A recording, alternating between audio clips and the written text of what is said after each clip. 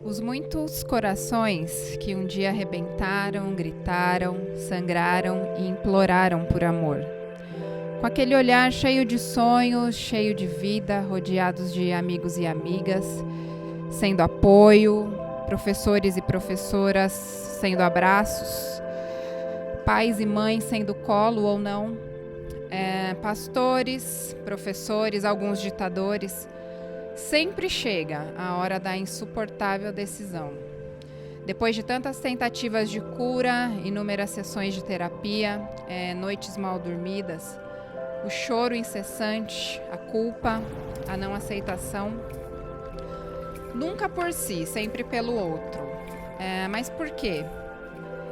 É a sua vida, é o seu corpo, é de ordem pessoal, não diz respeito a mais ninguém.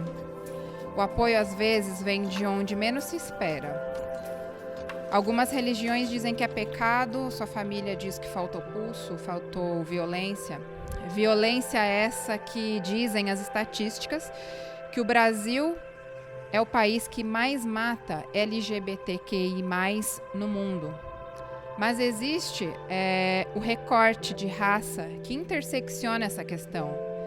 Então, o Brasil é o país que mais mata LGBTQI+, pretas, pretos, pardos e pardas no mundo.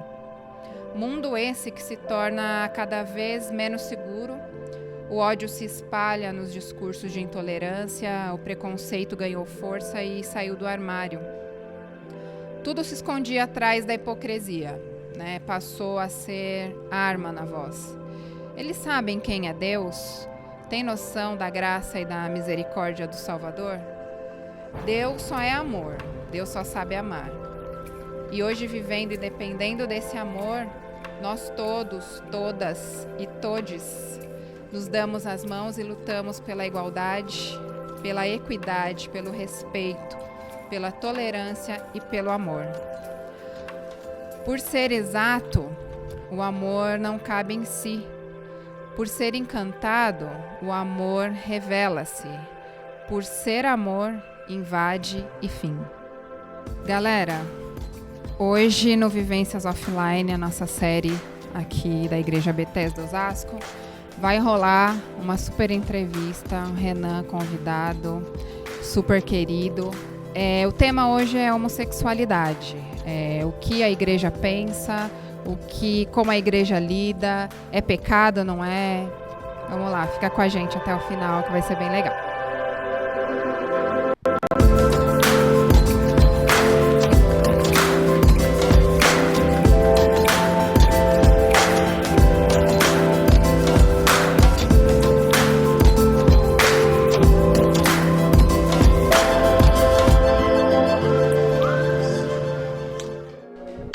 Olá pessoal, meu nome é Gisele, faço parte da Igreja Bethesda Osasco e hoje vamos apresentar o primeiro Vivências Offline. Desejamos que este conteúdo te alcance e que através de você alcance outras e outras pessoas. Não esquece de deixar o seu like, compartilhar e se inscrever no canal porque isso nos ajuda. Obrigada.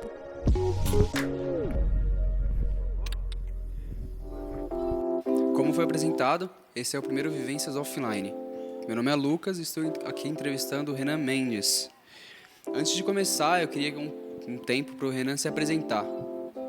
Bom, tudo bem, pessoal? Meu nome é Renan Mendes, eu sou arquiteto urbanista em formação. Atualmente eu estudo pesquisas nos centros urbanos, então estudo as ocupações urbanas no centro da cidade de São Paulo. Sou colunista do Cine RG como editor urbano e estou aqui para contribuir com vocês um pouco acerca do tema de homossexualidade, Bíblia, religião e tudo aquilo que veio de pergunta para a gente responder aí. Certo. A partir da apresentação e da introdução, vai ser feita agora a primeira pergunta. Renan, como foi o processo em se assumir homossexual? Bom, o processo de se assumir homossexual em um território que é LGBTfóbico é algo um tanto quanto complicado. Para mim não foi diferente. Inicialmente para minha família foi um baque quando eu me assumi homossexual. como para algumas pessoas é até hoje, mas eu acho que é um processo um tanto quanto que a gente vai desconstruindo. A gente desconstrói a nós mesmos e aí posteriormente a gente vai desconstruindo o próximo. E não necessariamente como uma obrigação a gente desconstruir o próximo. Eu acredito que o próximo tem que estar aberto para esse diálogo. Se ele não está aberto para esse diálogo, o respeito ele precisa ser necessário e precisa ser existente, né? O meu pai ele costuma dizer que eu posso não ser tolerado por algumas pessoas e em alguns espaços, mas o meu direito ao respeito, eu ser respeitado é algo que eu preciso efetivar em todo momento. Eu preciso ser respeitado por você, independente do que você pensa e daquilo que você não pensa. Não necessariamente eu me preocupo com o que você pensa ou não pensa. Acho que é mais ou menos esse caminho. Entendi. Você falou um pouco da sua família. Você veio de um lar cristão e sempre foi cristão? Não, a minha família ela tem um embasamento cristão católico, né? Não deixa de ser um embasamento cristão, mas o meu núcleo próximo, que seria a minha mãe, né? Mãe me criou como mãe solteira. Meu pai saiu de casa quando eu tinha 3 anos de idade, mas a minha convivência com ele foi uma convivência relativamente presente, né? O meu pai, ele lidava com algumas questões financeiras dentro de casa, isso com a pensão, com a alimentação. O Renan precisa de um material escolar, e meu pai, ele estava presente dando esse financiamento. Mas, de fato, a minha mãe foi aquela que me criou, né? E aí a gente já faz uma quebra do que a gente tem como família tradicional, o que a gente tem como família tradicional. Eu fui criado por uma mãe solteira e fui muito bem criado, tive uma educação muito bem embasada. Desde pequeno, a minha mãe me estimulava a fazer esportes, ela me incluía em ambientes de cultura. Como eu moro na periferia de São Paulo, especificamente na Zona Leste, eu morava com mãe, o que nós tínhamos lá como núcleo cultural, como núcleo esportivo, eram os centros educacionais unificados, os conhecidos CELs, né? Então foi praticamente nesse ensino público que eu tive essa regência educacional, tanto no meio cultural, quanto no meio musical, quanto no meio de lazer. Basicamente foi esse processo. E como você lidava e lida atualmente com as questões da igreja? A igreja, para mim, sempre foi uma relação de muita intimidade com Deus, muita intimidade com o sagrado, muita intimidade com o Espírito Santo. Quem me apresentou para o cristianismo protestante foi uma tia minha, pastora Ângela, uma pessoa pela qual eu tenho como referência até hoje, mulher negra que se posiciona em igreja periférica e que está lutando constantemente pelo bem da igreja do ponto positivo mesmo da coisa, né? Não esses direcionamentos fundamentalistas que a gente tem visto sendo efetivado durante toda a cidade, Brasil e mundo, né? A minha relação com a igreja, ela se iniciou... A minha tia me levava desde pequeno pro ambiente da igreja, e eu sempre gostei muito do ambiente com a igreja, né? Eu acho que a minha intimidade com o Espírito Santo de Deus é algo que é inegociável para mim. É algo que eu não abro mão e é algo que eu desenvolvi e que ele desenvolveu comigo, né? E eu costumo dizer que antes mesmo de eu ser uma criatura informe, como é muito evidente em Salmos, né, o Espírito Santo me conhecia e conhecia também a minha sexualidade. Ele conhecia a minha orientação sexual. E a partir dali eu fui desenvolvendo os meus aspectos de identidade. Mas o Espírito Santo sempre caminhou do meu lado. Nas dores do dia a dia, nas felicidades de muitas conquistas, ao lado da minha mãe me criando sozinha, tendo que trabalhar como costureira dentro de casa. Então, mediante todos esses conflitos sociais que ocorrem na cidade, no meu núcleo familiar, o Espírito Santo de Deus sempre foi meu melhor amigo, em todos os sentidos e em todos os aspectos. Na sua primeira pergunta, na sua primeira resposta, você falou um pouco sobre LGBT e pessoas também que discriminam LGBT. Como você lida com pessoas LGBT-fóbicas? Isso. Eu já lidei no meu período de aceitação, no meu período de me assumir homossexual, e todo o processo social que a gente passa, que é um processo muito dolorido, entendendo o contexto LGBT-fóbico que nós vivemos aqui em território brasileiro, de uma forma muito agressiva, né? De uma forma nada didática. porque eu me apresentava dessa forma e a sociedade, infelizmente, me colocava numa posição que não era uma posição minha. A sociedade me marginalizava, a sociedade duvidava das minhas capacidades, muitas vezes em vários ambientes, sejam esse ambiente escolar, seja esse ambiente de trabalho, seja esse ambiente social, a sociedade ela coloca o LGBT numa posição de marginalidade. Mas não necessariamente uma marginalidade que seja uma marginalidade dentro de um contexto positivo, porque uma pessoa periférica, existe um contexto positivo e um recorte positivo nessa posição, mas era uma marginalidade que vinha num contexto do termo da palavra mesmo, à margem da sociedade. Você não é bem-vindo no que nós consideramos como sociedade.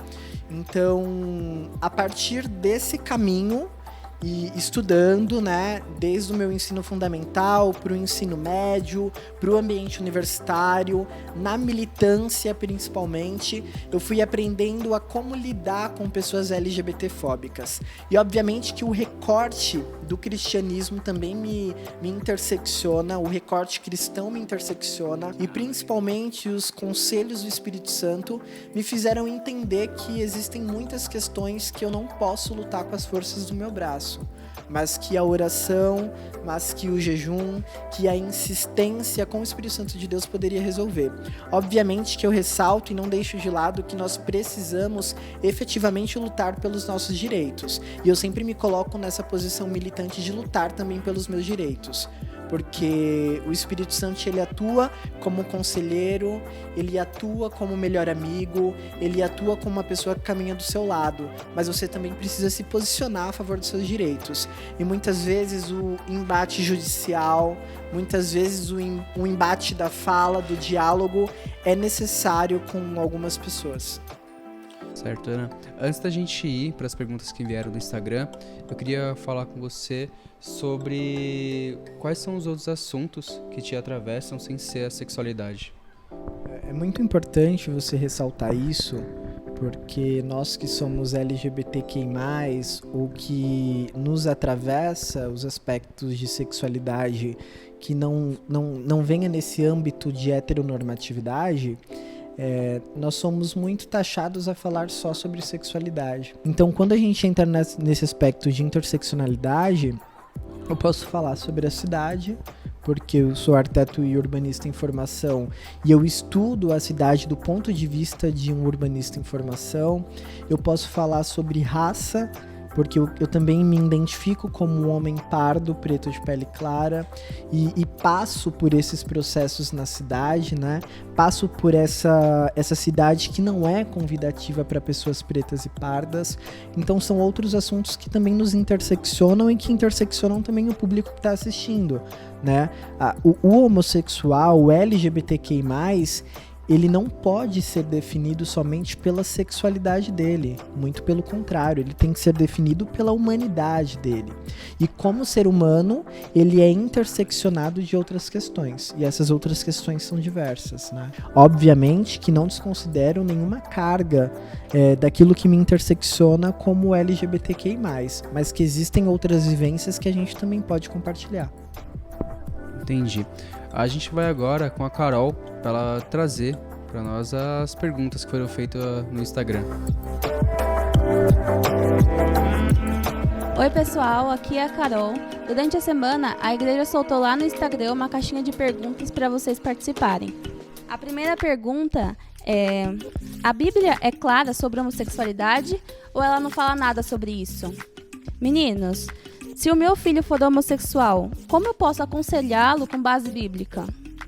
Bethesda, vocês aceitam casais gays na igreja? Como isso é abordado? Mandaram mais uma pergunta.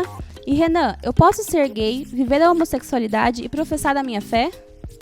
O homossexual cristão se sente tocado por Deus, pelo amor de Deus, e a igreja te representa? Voltando agora das perguntas que foram feitas pelo pessoal do Instagram, eu quero convidar um dos líderes aqui da Bethesda Osasco. Pode se juntar a nós, Belzão. Dá licença. Salve, galera. Satisfação enorme participar um pouquinho aqui desse Vivências Offline. Mas em cima de algumas perguntas, eu queria falar um pouquinho e aí queria ver qual que é a sua opinião também, Renan.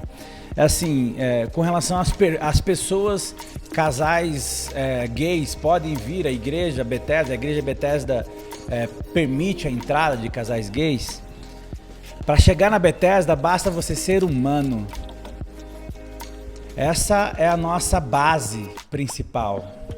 Porque a gente não leva o conceito da espiritualidade sobre dogmas. Pode isso, pode aquilo, não pode, de acordo com a Bíblia, está dizendo que pode, não. A gente leva com o conceito do amor e da ética. Pra gente, a verdade não é um conceito pré-estabelecido. Pra gente, a verdade é uma pessoa. E a pessoa de Jesus. E essa pessoa, enquanto indagada sobre o que precisa fazer para alcançar o reino dos céus, ela falou assim: é só seguir o que está na lei. E aí perguntaram: mas o que você vê da lei? E ele falou assim: ame a Deus sobre todas as coisas, sobre todo o entendimento, e ao próximo como a ti mesmo. Eu acho que essa é a grande baliza que a gente deve ter com relação à relação entre as pessoas. É o amor. O mestre, a verdade imposta pelos cristãos, disse que ame a Deus e ame ao próximo como a ti mesmo. Eu acho que a partir dessa percepção, desse ponto de vista, está respondida praticamente.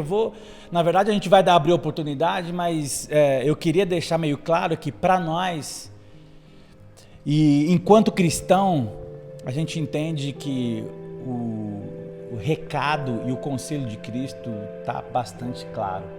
O que você acha, Renan? Eu acho que pautar a imagem de Jesus como referência para todas as nossas questões, isso eu trago no nosso recorte como cristãos, né? Obviamente que a gente tem a questão do respeito para aqueles que não têm fé também. Esse respeito ele acontece. E para as outras fés, esse respeito também acontece. Mas quando a gente traz o recorte de casais LGBTQI+, dentro do ambiente da igreja, e especificamente dentro da Bethesda, eu vejo um acolhimento que ocorre de forma muito naturalizada, né? Eu e meu esposo, nós nos sentimos muito bem-vindos dentro da Bethesda. Porque eu vejo muitas igrejas progressistas se presenciando, né, numa falsa ideia de acolhimento, apenas para sair na mídia, em perguntas um tanto quanto retóricas, mas não verdadeiramente inclui no corpo da igreja. E aí não apenas no corpo ouvinte da igreja, mas no corpo atuante da igreja. Aqueles que podem exercer ministérios, aqueles que podem ministrar vidas, e não aqueles que apenas podem colaborar com algum valor, com alguma forma financeira. Mas eu também entendo de uma forma muito negativa que é muito custoso para a igreja em geral, para a igreja fundamentalista, ou até mesmo para as igrejas progressistas saírem em cima do muro. É muito custoso se posicionar a favor de pautas políticas que são tão importantes, porque o não posicionamento também é um posicionamento. E esse não posicionamento, ele é custoso, mas não a nível natural. Ele é custoso a nível sobrenatural, porque Jesus teve um posicionamento. Quando a gente aborda as pautas de Jesus, nós estamos abordando pautas que são exclusivamente humanas, políticas e sociais. Jesus, ele soube permear a religião da época e contrariar aqueles que vinham com uma verdade absoluta já dita e já imposta. Jesus, ele soube permear a lei e resumir: ame o seu Deus acima de todas as coisas. E além disso ele fala: ame o seu próximo. E as demais perguntas a gente pode responder tete a tete. Eu e meu esposo, nós estamos aqui disponíveis para que vocês tenham essa disponibilidade de acesso. Assim como toda a liderança da Bethesda Oz, os pastores e também a membresia em si, né? Nós estamos muito acolhidos aqui nesse espaço. É um espaço que nós podemos exercer a nossa fé com a liberdade de quem nós somos. E em relação a algumas pessoas que a gente precisa enfrentar, a oração ela resolve muita coisa. mas também a conscientização resolve muita coisa. É exatamente a proposta que a Bethesda Oz está trazendo aqui pra gente e pra vocês que também estão assistindo. Na verdade, assim, tá claro que o amor é o pano de fundo de toda relação. E o Magu tem uma frase que é muito interessante, que se o amor não mudar, nada é capaz de mudar. E eu queria, pra gente encerrar esse Vivências de hoje, deixar uma poesia aqui dos primeiros cristãos, Paulo. Em Coríntios 13, ele fala assim: ainda que eu fale a língua dos homens e dos anjos, se não tiver amor, serei como um sino que ressoa, como um prato que retine. Ainda que eu tenha dom de profecia e saiba todos os mistérios e todo conhecimento, e tenha fé capaz de mover montanhas, mas se não tiver amor, nada serei. Ainda que eu dê aos pobres tudo que eu possuo, e integre o meu corpo para ser queimado, mas se não tiver amor, nada disso me valerá.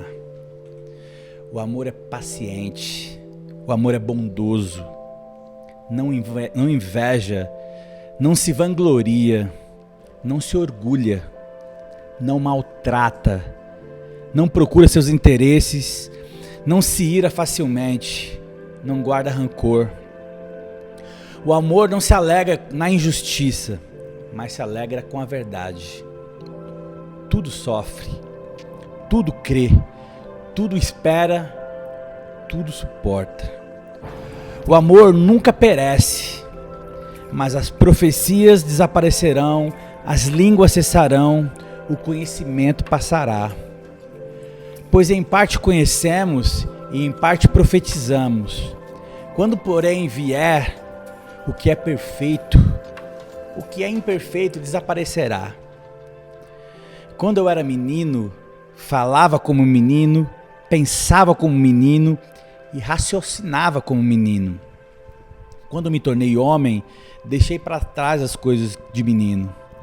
Agora, pois, vemos apenas um reflexo obscuro, com um espelho. Mas então veremos face a face. Agora conhecemos em parte. Então conhecerei plenamente, da mesma forma como sou plenamente conhecido. Assim, permanecem agora esses três: a fé, a esperança e o amor. E o amor, porém, é o maior deles. Eu acho que Paulo sintetiza aqui o que a gente carrega dentro da nossa identidade de espiritualidade. O amor é o maior deles. E se o amor não mudar essa questão de respeito, se o amor não mudar essa relação entre humanos, nada mais vai mudar. E a Bethesda Oz e o grupo de jovens da IBOS se propõem a dialogar e levantar a bandeira do amor, porque a bandeira do amor é a bandeira do cristianismo. Eu queria ficar por aqui. Um grande abraço para vocês. Vou deixar os meninos se despedirem aqui também. Queria dizer que seguir nossos canais. A gente está assim, sedento para construir mais conteúdos desses para você. A gente está pensando várias coisas aqui. E siga o nosso Instagram, siga o nosso YouTube, nosso canal no YouTube. E vai ser lindo e maravilhoso. Um beijo no coração de cada um de vocês. A palavra está com o Renan agora aqui. Dá uma saudação final aí, Renanzão. Se cuidem, usem máscara. Nessa pandemia, evitem sair. Que o Senhor possa abençoar a vida de vocês. Que Deus, Mãe e Pai possa tocar o coração de vocês. Aqui é uma casa que vocês são bem-vindas, bem-vindos e bem-vindes. Nós estamos disponíveis para abraçar vocês, para estar junto com vocês e caminhar junto com vocês. Eu queria agradecer a presença de vocês até aqui e até agora. para que continue, então, aguardando aí mais novidades, para que possa acompanhar todos os nossos projetos. Então,